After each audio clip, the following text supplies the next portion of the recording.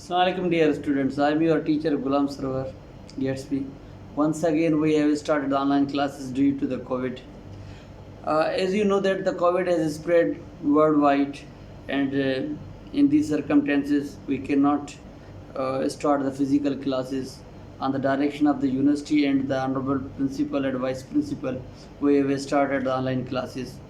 We will try to give you the best results during our lectures, and we will motivate you that you will join the lectures properly and get the proper education as it is the concern with your future. Today's my lecture of your subject is industrial relation, the provision of the industrial labor laws and the employee laws.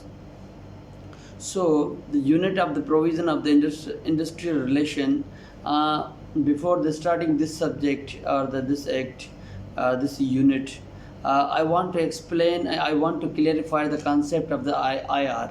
IR means industrial relation. If we go to the word definition of the industry, that means that the economic and productivity activity with the processing of the raw materials and the manufacturing of the goods in the factories. मेरे के इसका मतलब ये हुआ कि कोई ऐसी कि किसी भी किस्म की ऑर्गेनाइजेशन जहाँ पे प्रोडक्टिविटी एक्टिविटी हो, जिसमें लोग काम करें. लोगों का मतलब है कि employees, employer, staff, workers etcetera. इस सब को हम एम्प्लॉय वर्कर कहते हैं कि इंडस्ट्री में एक तो वो का इकोनॉमिक काम होता है, इकोनॉमिक प्रोडक्टिविटी होती है जिसके थ्रू कोई प्रोडक्शन होती है. तो और इसमें जो काम करते हैं उसको हम वर्कर भी कहते हैं, एम्प्लॉयर्स भी कहते हैं, एम्प्लॉइज़ भी कहते हैं.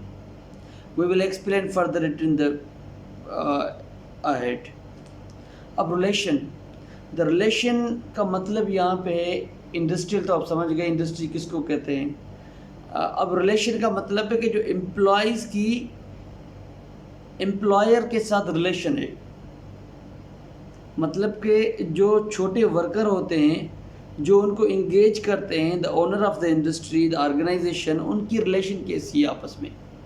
तो इसको समझने के लिए हमने इस सब्जेक्ट को पढ़ना ज़रूरी है और इसका नाम तभी रखा है industrial relation.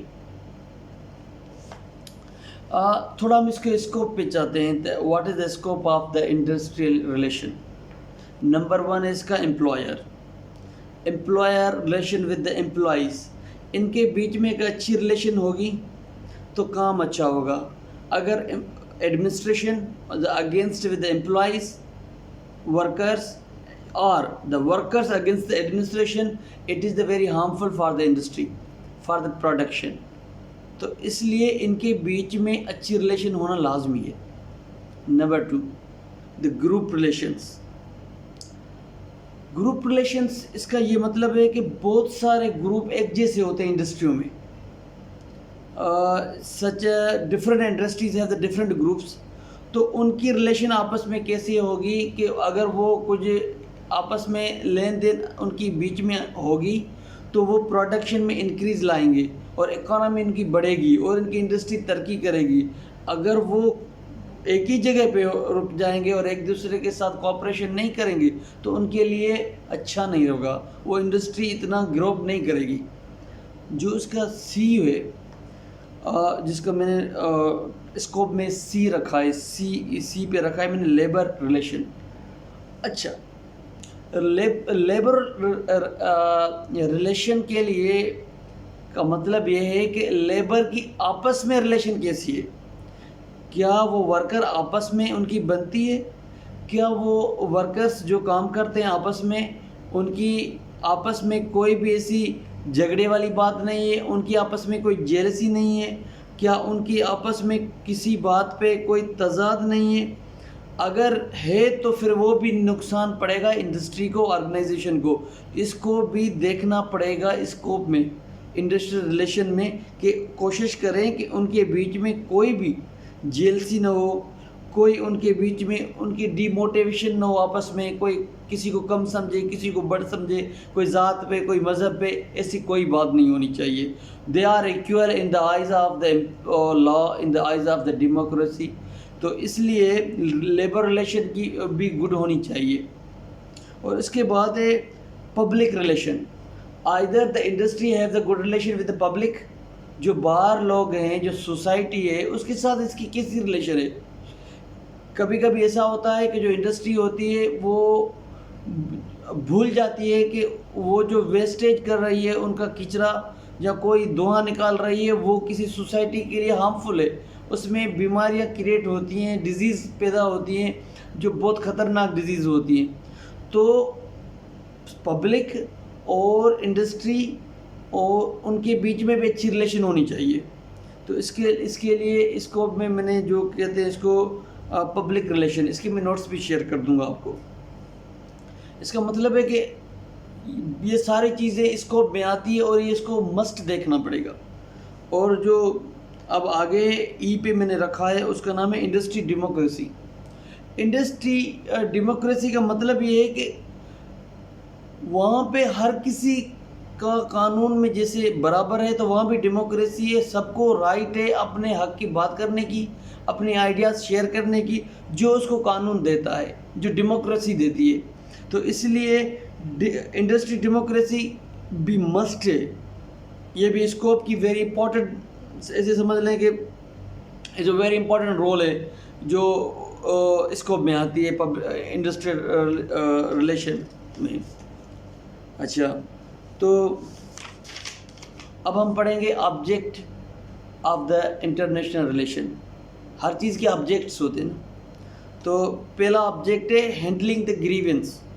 Handling the grievance का मतलब ये है कि कोई किसी को ग्रीवेंस है, तकलीफ़ है, नाराज़गी है, अपसेट है, तो मैनेजमेंट को, ऑर्गेनाइजेशन को, इंडस्ट्री को ऐसी हैंडलिंग आनी चाहिए जिसमें जो उनका जो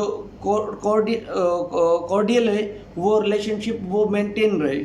मतलब कि उनको जल्दी रिमूव करके उसकी ग्रीवेंस को, उसको इंडस्ट्री को कोई भी किसी किस्म का नुकसान हो, वो कंटिन्यू काम करती रहे। ऐसा ना हो कि वो नाराज़ होके जाएं, फिर उसके लिए अनएम्प्लॉयमेंट हो जाए, कोई सिस्टम स्टॉप हो जाए जिससे इंडस्ट्री को नुकसान हो। तो this is the object of the industrial relation, that the handling the grievance, the maintain the cordial relationship between the employer and the employers. But mental इसका जो सेकंड है वो है मेंटल रिलेशन। मेंटल रिलेशन का मतलब है कि employer, जो ऑर्गेनाइजेशन है, जो एडमिनिस्ट्रेशन है, उनको उनका मेंटल जो वर्कर है उसके लिए उनकी वैल्यू होनी चाहिए, उनकी इज्जत करनी चाहिए कि आप you are working the good job. उनको मतलब कि किसी किस्म की, अगर वो अच्छा काम कर रहे हैं तो उनको मेंटली आप इतना स्ट्रांग करें कि उनको फील हो कि मैं काम अच्छा करूं तो मुझे अप्रिशिएट किया जाएगा एडमिनिस्ट्रेशन की तरफ से, और उनको एक एहसास हो कि मुझे रिवार्ड भी मिलेगा, तो इसलिए मैं काम करूं। मतलब उनको ऐसा मेंटली हम अप्रोच करें कि वो खुद ही काम करें, हार्ड वर्क करना शुरू कर जाएं कि भाई हमें काम करना है क्योंकि इंडस्ट्री हमारी है, और अच्छा काम करेंगे तो ऑर्गेनाइजेशन हमें सपोर्ट करेगी, हमें रिवार्ड्स देगी, हमारे बच्चों को स्कॉलरशिप देगी, एट्सेट्रा एट्सेट्रा। मतलब है कि मेंटल अप्रोच होनी चाहिए और रिलेशन अच्छी होनी चाहिए कि वर्करों के साथ। नंबर 3 है बोस्टिंग मॉरल्स। आपने बोस्टिंग का तो पता है, किसी को पुश करना, किसी को आगे ले जाना, किसी को अप्रिशिएट करना, किसी को मोटिवेट करना।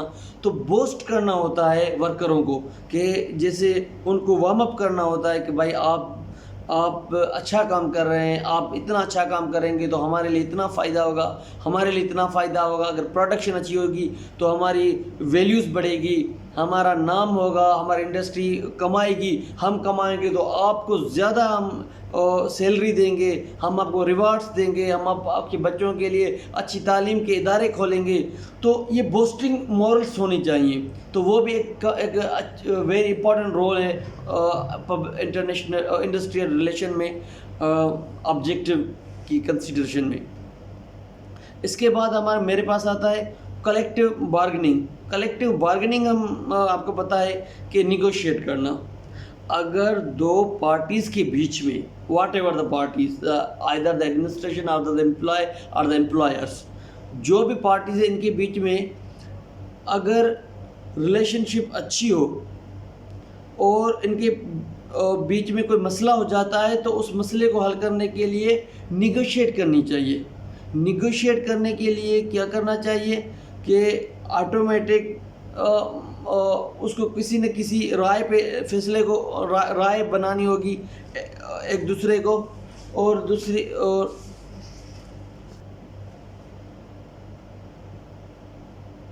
सपोज फॉर एग्ज़ाम्पल एम्प्लॉयज़ का सैलरी का प्रॉब्लम है, उनके टाइम स्केल का प्रॉब्लम है, उसके टाइम टेबल का प्रॉब्लम है, कोई भी कंडीशन हो सकती है जिस पे urgently we should negotiate with the employees और उस निगोशिएट करके कलेक्टिव बार्गेनिंग करके इस मैटर को सॉल्व करना है, क्योंकि इंडस्ट्री को रन करना कंटिन्यू चाहिए, मतलब इंडस्ट्री स्टॉप ना हो। The last one is the object of the industrial relation is that the increasing productivity. The increasing productivity किसको हम कहते हैं और कैसे होगी? ये तब होगी जब आपके वर्कर आपके साथ सिंसियर होंगे, आपके वर्कर एक्टिव होंगे, आपके वर्करों का मोरल अच्छा होगा, वो बूस्ट होंगे और वो इंडस्ट्री को इनकी प्रोडक्टिव में इंक्रीज़ करा सकते हैं। अगर उनके पास सब चीज़ें होंगी तो automatically they work hard, the production will be increase automatically. अगर वो किसी तरीके से भी किसी चीज़ में अपसेट होंगे, they are not working properly, they are not giving the proper time to the organisation, that will not in the interest of the industry and the industry relationship. So ये just एक concept था, आज introduction था हमारा industrial relation का कि वो क्या होती है, उनका स्कोप क्या है, उनके बीच में ऑब्जेक्टिव क्या होते हैं। तो just from today the first lecture, so just I give you the concept what is the industrial relation. अगर आपको कोई क्वेश्चन हो तो प्लीज़ मैं ask you. Thank you very much. Till the next lecture.